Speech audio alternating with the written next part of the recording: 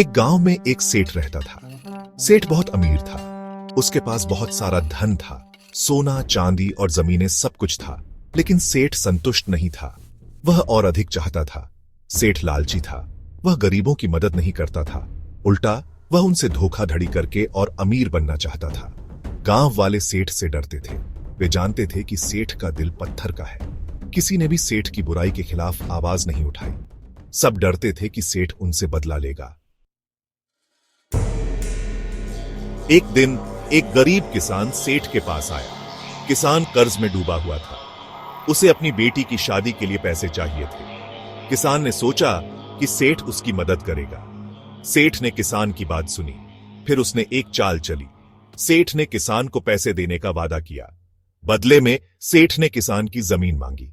किसान ने मजबूरी में सेठ की बात मान ली।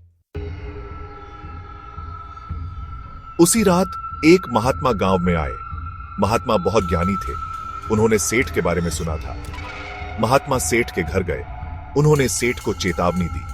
सेठ जी, लालच बुरी बला है।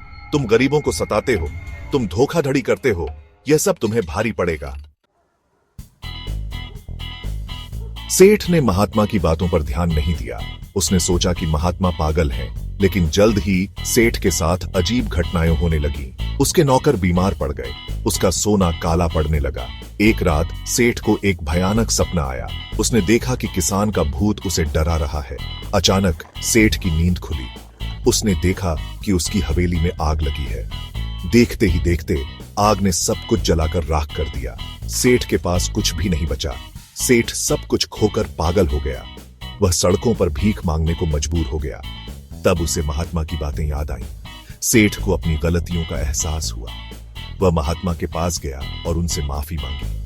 सेठ ने अपना जीवन बदलने का फैसला किया। उसने गरीबों की मदद करनी शुरू कर दी। धीरे धीरे सेठ को फिर से खुशी मिलने लगी। उसने सीखा कि सच्चा सुख धन में नहीं, बल्कि अच्छे कर्मों में है। लालच का अंत हमेशा बुरा होता है।